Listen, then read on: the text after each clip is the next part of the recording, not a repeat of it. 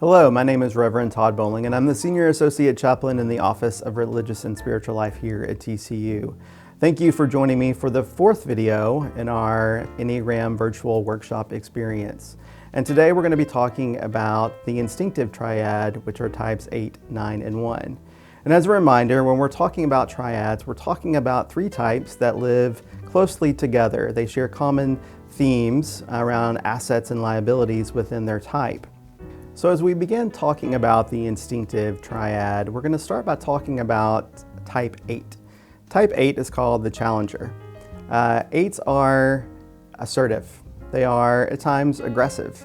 8s have a defined energy about them that people take note of. 8s are great leaders. They're excellent leaders and often find themselves as the leader in organizations and companies. 8s fear very little. Because they confront things head on. If you love 8s, you're willing to challenge them. You're willing to disagree with them. You're willing to debate with them. And they don't see those things as things that hurt the relationship. They see those things as things that help the relationship and strengthen the relationship. 8s don't necessarily have to be in charge, but they have to respect the person who is. If an 8 is working with someone or reporting to someone who they don't respect and don't trust, it's a challenging relationship for everyone involved. Types 9 are peacemakers. 9s are the most harmony and unity-oriented of the 9 types. 9s are instinctively driven to avoid conflict. They want to do what they can to make sure that everyone is okay and that relationships are okay. So 9s can be really hard to type when we're talking about the Enneagram because they see themselves in all the types. That's how they avoid conflict, by connecting to the person that they're with in the moment, to see things from their point of view and their perspective. 9s are also excellent negotiators because of their ability to see things from all points of view and all perspectives. When they're healthy and in a good place, then they can navigate conflict to be present to it in a way that no one else can. They can take two people and two points of view and they can find the commonalities, the things that they can agree upon, and they can bring those parties together around those ideas. Type 1s are our reformers.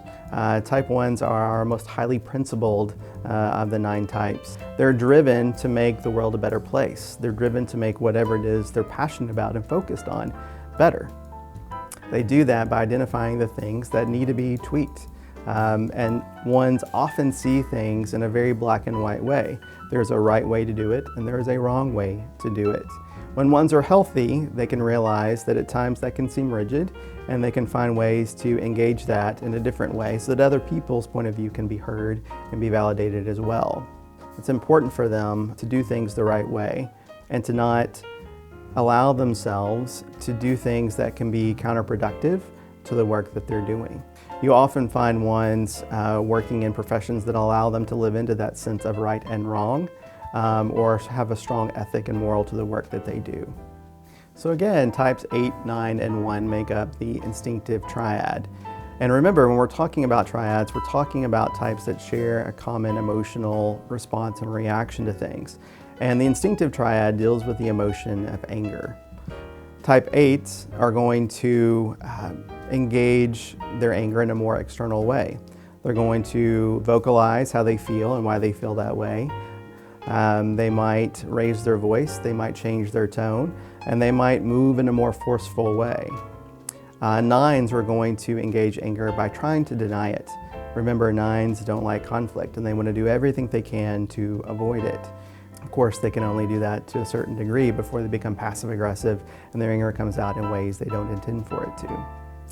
And 1s are going to internalize their anger. They're going to become critical of themselves and judgmental of themselves.